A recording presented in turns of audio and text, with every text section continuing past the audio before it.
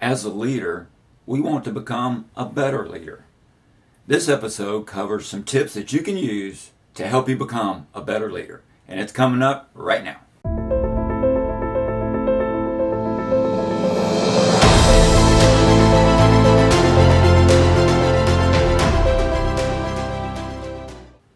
Welcome everyone, Michael Finley here with another episode of Leadership Roll Call, where we give you tips, suggestions, and recommendations on how you can become a better leader. Our topic today are tips that you can do to become a better leader. Now, being a leader is a constantly evolving process. There's never a time when we've checked off and say, I've done everything I need to do to become a good leader. It's a constant process. So there are numerous things that we can do. We can watch videos, we can listen to podcasts, we can read books, and we can read articles. So I'd like to ask you, what do you do to become a better leader? What tips do you like to share? Do you listen to a podcast? If so, please put it in the comments below. Is there newsletters that you subscribe to? Please put those in the comments below and so we can share with others. Now, personally, I listen to about 4 podcasts, and I'll probably subscribe to anywhere from 8 to 10 newsletters on a weekly basis. I want to see what else is out there. Is there something new out there? Is it something that maybe I know, but I've put on the back burner and haven't thought about it in a while? So I'm constantly trying to come up with different ways to look at things and to see what else is out there. So as a leader, tip number 1 is to constantly learn. We can learn from watching others. We can learn from watching videos. We can listen to podcasts. We can read books. We can read articles. But we want to constantly learn. So that's tip number 1. Tip number 2 is work on your time management. Now, we could spend hours talking about all the variations of time management that we can work on. But one specific one that you can work on starting tomorrow is delegation. Look at all of the things that you have to do on a daily basis. Is there something on there that you can delegate? Is there something that you can do to give to somebody else? Now, not only will this clean it off your plate, but will also empower others. So look at things that maybe you can delegate. Another part of time management that we can work on is meetings. One study showed that senior leaders spend about 50% of their time in meetings. That's way too much. What if we could trim that by, say, 10%? Think of the time that you save that you could work on something more important. So how do we look at meetings? Well, the first thing you need to do is look at the meetings that you're asked to attend. Is it really necessary for you to be there? Is it a status update meeting where they send out an email? If so, maybe use that instead of going to the meeting. Is there a clear agenda of the meeting? If not, ask the meeting organizer, what is the purpose of this meeting, to determine whether or not you need to go. And if you chair a meeting, look at those meetings that you chair to see, are they really necessary?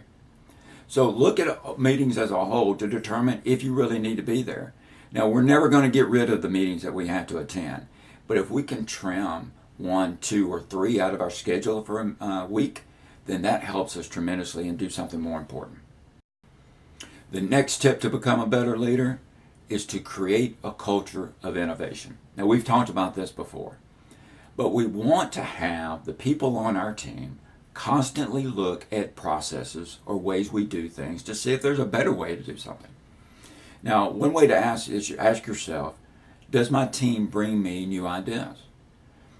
Are they discouraged from bringing you new ideas? Are you asking them to bring you new ideas? So we want to create that culture. We want to let them know that that's what you want. And if they bring you an idea, and maybe it's not so good, don't discourage it. Positively reinforce what they've done. Maybe not accept that idea, but maybe clearly define what it is you're looking for. We want to create that culture of innovation so that it's constantly evolving. So maybe ask them, maybe have a contest of the best idea of the week or the month. Ask them to go to different departments or businesses to see how they do things and bring back a report. Maybe you won't accept what they do, but maybe it'll spur an idea.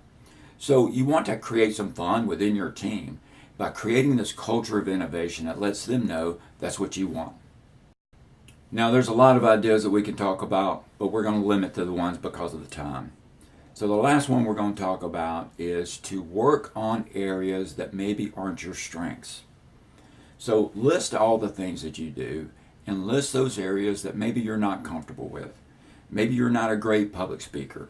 Maybe your presentation skills need work. Maybe your financial acumen needs work on. But you want to identify that skill that you need work on and work on it. Now, the Navy SEALs are famous for, in their training cycle, they work on areas that they need help on. One Navy SEAL I know had a fear of heights, so he took a rock climbing class. Now, we don't have to go to that extreme, but that gives you an idea of reaching out and finding ways that you can work on an area that's not your strength. So don't get out of your comfort zone. Don't be afraid to get out of your comfort zone and work on those areas that are not your strengths. Look, being a leader is hard work, but by constantly working at it, by working on your time management, by looking at delegation in meetings, by creating a culture of innovation, and by working on areas that aren't your strengths, these will help you become a better leader. So I hope this brief overview was beneficial to you. If you have a question about this topic or any topic that you would like to see in the future, please put it in the comment section below. And if you haven't already, please consider subscribing to our channel. Until next time, good luck with becoming a better leader.